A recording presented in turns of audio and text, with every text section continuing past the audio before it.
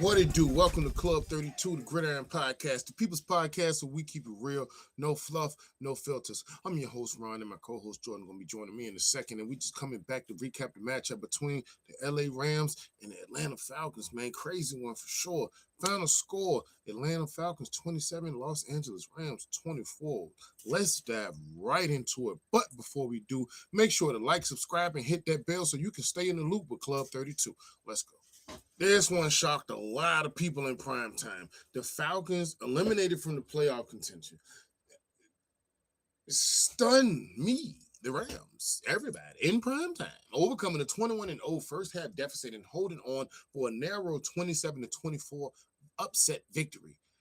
Matthew Stafford, who's in MVP chase mode, threw 3 interceptions, including the pick six, that helped build Atlanta's early lead and drag down his efficiency drastically compared to his season norm. This is not what we used to seeing, but you know, that dog in Atlanta's defense is definitely going to be something that they're going to build off of next year. And then when they got, what's his name? He hurt. Michael Penix coming back, okay? Let's see what they're going to do with Pitts. You know, they're going to bring him back or not. Still got Drake London. They have pieces to build around. Bijan, Atlanta going to be a problem next year. But nonetheless, the Falcons' execution under pressure, looking at Atlanta's offense, how they delivered just enough at the right time. Bijan's, can't be Bijan's and Robinson's. That don't make sense.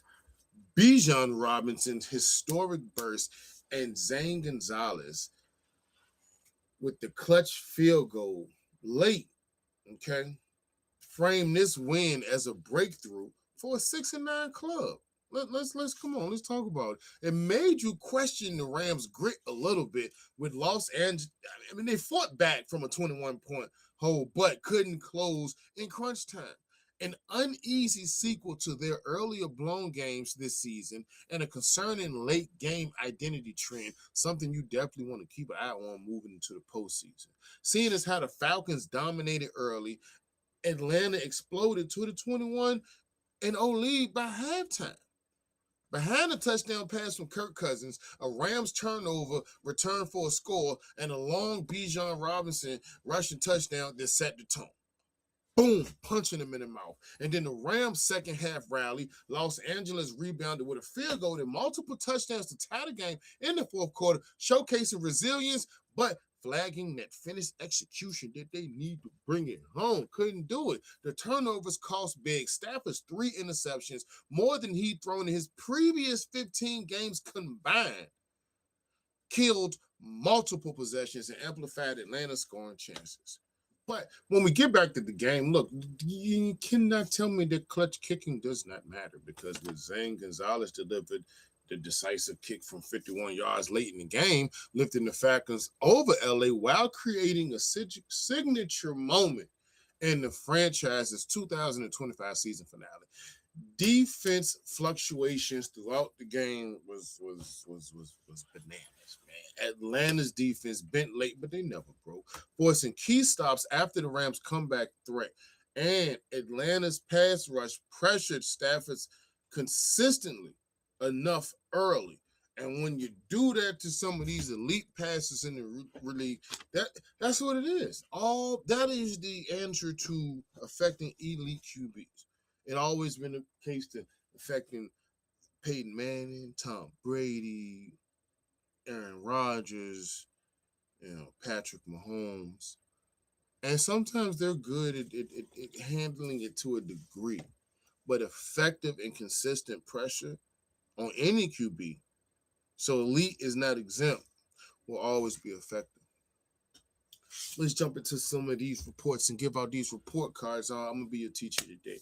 And to you, Mr. Mr. Kirkland Cousins, the Falcons quarterback, I want to give you an A- though, dog, for real. No, look, because I like that. Do you like that? You like that A-? I hope you do. Efficient enough, calm, and timely. Look, managed the game expertly, extended drives, and delivered scoring passes early that forced the Rams into reactive mode. Bijan Robinson, Falcons running back. Tug the rock. I'm going to give you an A, my boy. Huge performance, explosive runs, including a long touchdown that helped build both momentum and field position. franchise record vibes to me. That's what I hear and see. Zane Gonzalez, Falcons kicker. I'm going to give you an A, my boy. Look, perfect under pressure. Nailed a long game winner that ultimately decided the game. And the Falcons defensive front, B+. Pressure Stafford early, forced turnovers, and made critical stops when the Rams threatened y'all late. And that's how you're supposed to show up as a defense. But nonetheless, moving on to the other side of the ball, Matthew Stafford, Rams quarterback, I got to give you a C-. You threw 3 interceptions, man. Don't do that. Don't do that, okay? Including the pick 6. Don't do that. Overshadow his 2 touchdowns. Do that. Derailing MVP narratives in this game's rhythm, okay? Come on, bro. I love you. I want the best for you.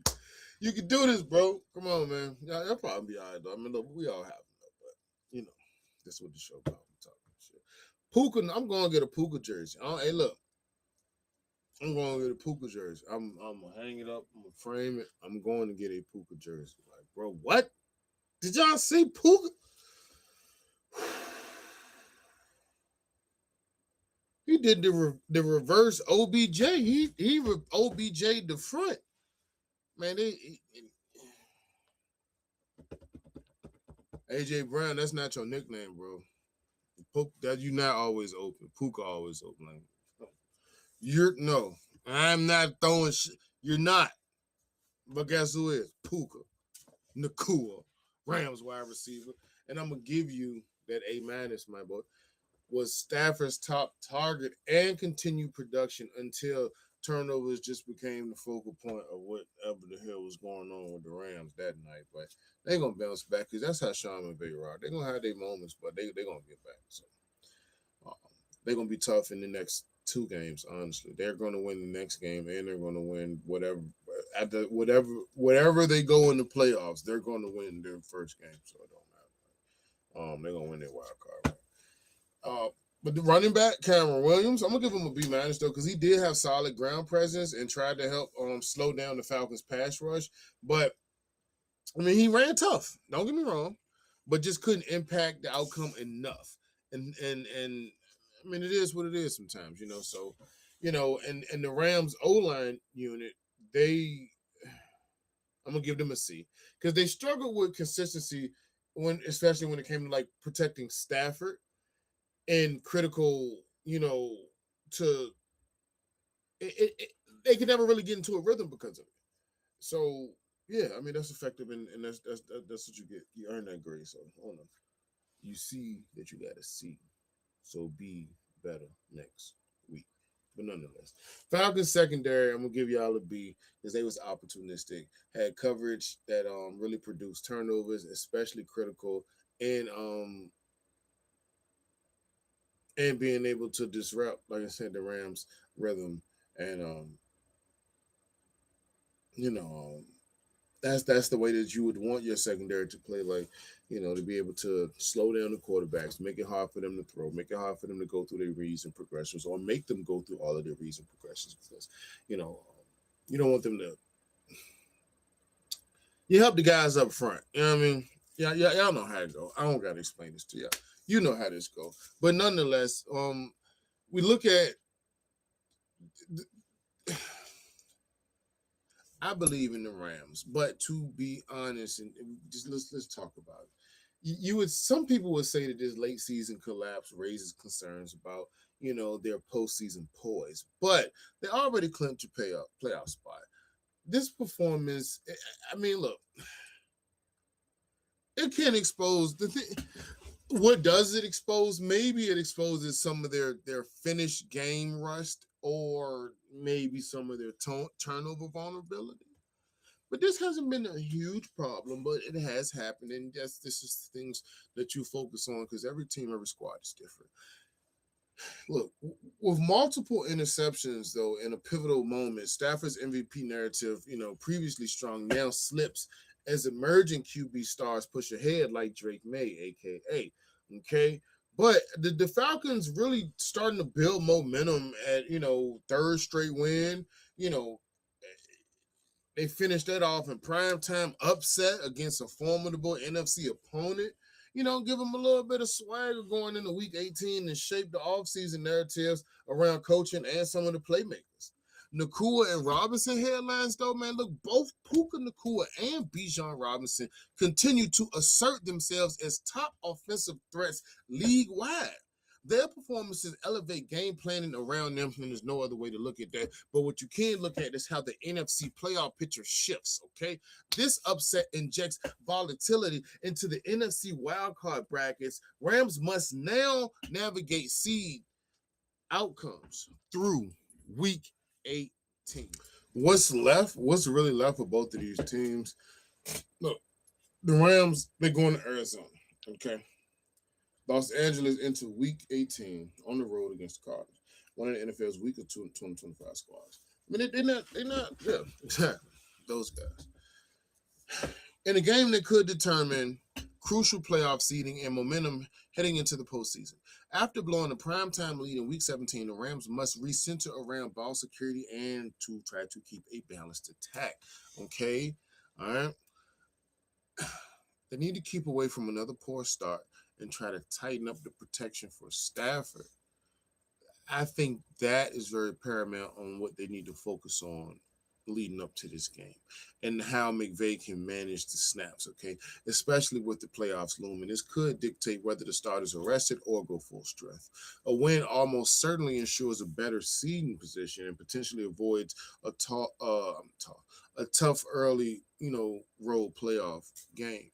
Some of the other things that, I pay attention to right here is that the Rams have shown, that they have offensive firepower all season, but turnovers, skepticism at key junctures will make some people hesitant on being able to, buy fully into it.